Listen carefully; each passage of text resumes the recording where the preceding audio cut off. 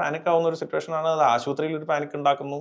അത്തരത്തിൽ ആളുകളെ ഭയപ്പെടുത്തുന്ന തരത്തിലുള്ളൊരു വാർത്ത വരുന്നത് അല്ലെങ്കിൽ വാർത്തകൾ ഉണ്ടാക്കുന്നത് സങ്കടകരമാണ്.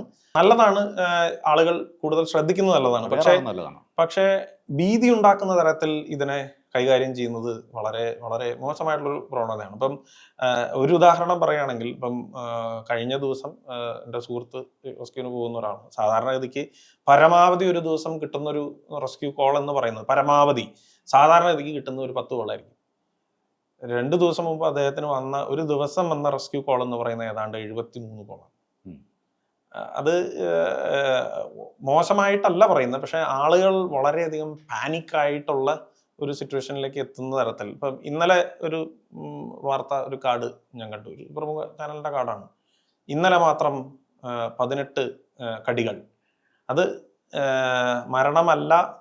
ഈ 18ൽ നമ്മൾ ഇവാലുവേറ്റ് ചെയ്ത് നോക്കുമ്പോൾ, നമ്മൾ ഈ പറയുന്ന പല സ്ഥലത്തും വിളിച്ചന്വേഷിക്കുമ്പോൾ ഈ 18ൽ 2 എണ്ണേ വിഷമുള്ള കടിയുള്ളൂ. ബാക്കിയുള്ളതെല്ലാം വിഷമില്ലാത്ത മണ്ണൂലിയും ചൂരുപാമ്പും നീർക്കോലിയും അത്തരത്തിലുള്ള പാമ്പുകളാണ്. പക്ഷെ ആ കാർഡ് കാണുന്ന ജനങ്ങളിൽ ഉണ്ടാകുന്ന ഒരു പേടി എന്ന് പറയുന്നത് അത് ഭീകരമാണ്. ഒരു പാനിക് ആവുന്ന ഒരു സിറ്റുവേഷനാണ്. അത് ആശുപത്രിയിൽ ഒരു പാനിക് ഉണ്ടാക്കുന്നു. അത്തരത്തിൽ ആളുകളെ ഭയപ്പെടുത്തുന്ന തരത്തിലുള്ളൊരു വാർത്ത വരുന്നത് അല്ലെങ്കിൽ വാർത്തകൾ ഉണ്ടാക്കുന്നത് സങ്കടകരമാണ്.